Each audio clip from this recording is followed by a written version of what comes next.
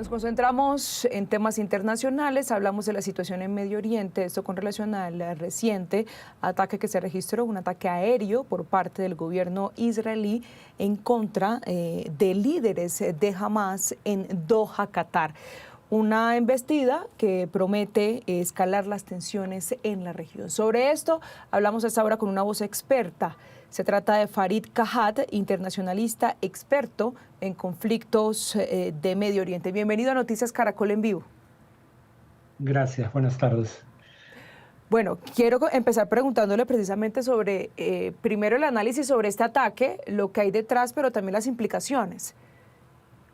A ver, Israel sabía que Qatar era mediador, lo había aceptado como tal, Estados Unidos lo había solicitado, sabía por ende que dirigentes de Hamas vivían para efectos prácticos en Qatar para ser parte de estas negociaciones. Así que no hay forma de no ver esto como, sino como un intento de boicotear un acuerdo. Estados Unidos había hecho una propuesta, Israel la había aceptado y jamás se estaba reuniendo para ver si la aceptaba.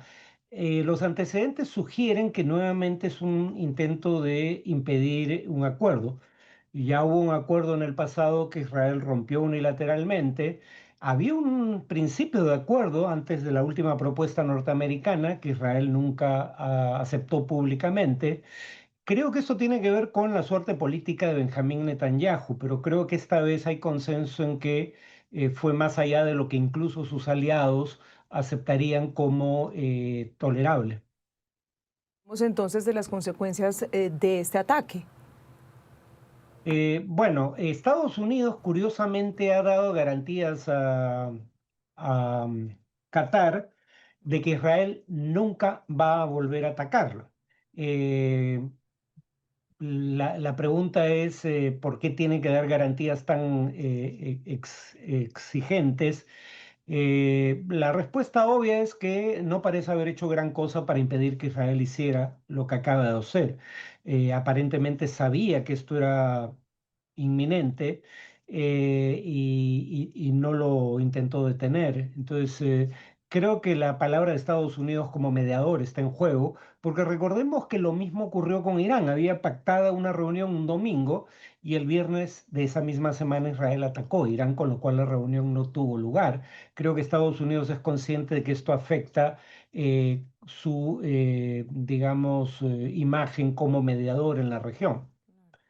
Claro, y en eso me quiero detener precisamente porque en efecto desde la Casa Blanca confirmaron que fueron previamente notificados. ¿Cómo no detenerlo? Y además, teniendo en cuenta esa afectación, esa afectación clara que podría generar como mediador, ese cuestionamiento que se podría generar entonces a futuro, ¿qué podríamos esperar? Porque era la única esperanza básicamente que se tenía de un posible fin de la guerra. El problema es que no es claro que Netanyahu quiere el fin de la guerra, porque el fin de la guerra podría ser el fin de su gobierno y él tiene cargos penales dentro y fuera de Israel. Por los cargos en la Corte Penal Internacional, la Corte Internacional de Justicia por diversos crímenes, tal vez no tenga que responder. Pero si deja el cargo y ha utilizado el cargo para no comparecer ante la justicia de su país, estaría a merced de esta por los cargos penales que pesan en su contra. Entonces, el indicio es que Netanyahu no quiere que la guerra llegue a su fin contra lo que piensa tres cuartas partes de sus conciudadanos que quieren el fin de la guerra a cambio de la liberación de los rehenes. Bueno, pero ¿qué podríamos esperar posterior a este ataque? El ataque dejó como saldo 6 personas muertas. Tenemos 5 miembros de bajo rango del grupo Hamas y uno de las fuerzas de seguridad cataríes. Lo que confirmaron es que en efecto su objetivo, que era ir en contra de los líderes, no se logró, pero sí dejó unas consecuencias que qué podría pasar entonces en la región como resultado de esto. Bueno, la buena noticia es que quienes tendrían que negociar un acuerdo de cese al fuego y fin de la guerra de producirse serían precisamente las personas a los que Israel no alcanzó. Es decir, Israel ha pagado un costo internacional sin, cuando menos, obtener a cambio el objetivo militar. España ya ha aplicado sanciones por cuenta propia, probablemente otros países europeos ahora se sientan más inclinados a hacerlo. La gran duda sigue siendo si Estados Unidos, siendo el caso que Israel actuó contra un aliado norteamericano que ofreció invertir 12.000 millones de dólares en la economía de Estados Unidos y obsequiar un avión a Donald Trump, cosas que para él son importantes, si Estados Unidos finalmente está dispuesto a presionar a Israel para que vaya a un curso diferente. Esa creo que es la gran incógnita y no soy particularmente optimista. Creo que lo que sí está cambiando es la actitud en algunos países europeos. De otro lado, continúa también el sometimiento de los ciudadanos gazatíes. Hoy reportábamos incluso esos mensajes en los que se les reiteraba la advertencia de salir de su ciudad, algunos o cientos de ellos que aún resisten allí. Hablemos de ese panorama que se está viviendo y que se sigue viviendo en Gaza. Bueno, Israel básicamente ha obligado a la población gazatí a evacuar 87% del territorio. Estamos hablando de un territorio que tiene 365 kilómetros cuadrados, donde vivían al inicio de la invasión israelí más de 2 millones de personas.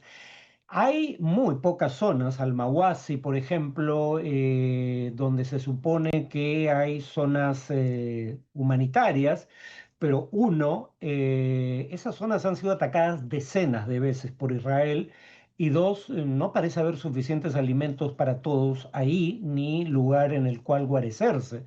Esta es gente a la que se le ha obligado a desplazarse de manera forzosa varias veces a lo largo de estos últimos 2 años de guerra, y en un contexto en el que Israel está acusado de genocidio precisamente por hacer lo que hace, y sin embargo no cambia de curso de acción. Mientras no haya presión internacional efectiva, no parece que ese curso de acción vaya a ser diferente. Y sobre eso también me quisiera concentrar ahora. Es decir, creo que es la pregunta reiterada en todo momento. ¿Qué podría detener estas pretensiones que hay intrínsecas por parte de Israel, del grupo Hamas también, en medio de este conflicto? ¿Qué falta?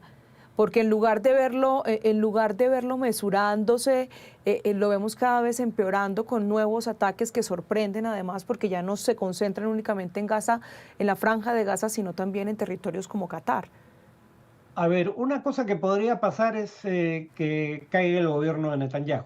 Ya parece haber perdido la mayoría parlamentaria, pero algunos de los congresistas que ya no forman parte de la coalición de gobierno todavía se resisten a votar una moción de censura o de no confianza en contra del gabinete, lo que forzaría la caída del gobierno y o la formación de un nuevo gobierno o la convocatoria de elecciones anticipadas. Esa es una posibilidad, aunque no es evidente que vaya a ocurrir. Otra posibilidad es que empiece a haber un cambio como el que ya se percibe en países como España, pero que esto sea más amplio. Todo parece indicar que no hay la unanimidad necesaria para que la Unión Europea aplique sanciones contra Israel, pese a que un informe interno alega que hay razones para hacerlo por violaciones a derechos humanos, pero eso no impide que países individuales apliquen sanciones propias, como ya ha hecho España. En el caso de Estados Unidos, por primera vez tenemos una declaración de Trump que señala que no estaría conforme con lo que acaba de hacer Israel, pero en el caso de Trump no queda claro si va a haber o no consecuencias. Hasta ahora no las ha habido. Bueno, pues entonces ahí está el complejo panorama que analizamos una vez más. Bueno, se suma, aprovecho y le pregunto, porque hemos estado pendientes también de esta flotilla de la Libertad que resultó atacada por un dron, una flotilla que va rumbo a Gaza también con ayudas humanitarias. ¿Qué nos podría decir, qué análisis podríamos hacer sobre los ataques que reciben estas embarcaciones? Bueno, esas embarcaciones buscan llamar la atención sobre el hecho de que Israel está impidiendo el ingreso irrestricto de ayuda humanitaria a Gaza. El primer ministro israelí, su ex ministro de Defensa, Yoav Galán, están acusados por la Corte Penal Internacional literalmente por usar el hambre como arma de guerra, y están acusados por genocidio ante la Corte Internacional de Justicia, el Estado de Israel, no los líderes del país en ese caso. Diversas instancias de derechos humanos internacionales, desde instancias de la ONU hasta organizaciones como Human Rights Watch, califican como genocidio lo que ocurre en Gaza porque Israel se niega a permitir el ingreso irrestricto de ayuda humanitaria, la flotilla quiere llamar la atención sobre el hecho. Ellos saben que lo más probable es que no se les permita desembarcar y entregar la ayuda que llevan consigo, pero quieren poner el punto o el dedo sobre esa llaga que no ha suscitado la respuesta que meritaría en la comunidad internacional. Pues muchísimas gracias por este contacto, por su análisis, por permitirnos entender un poco más lo que pasa allí en Medio Oriente. De nada, buenas tardes.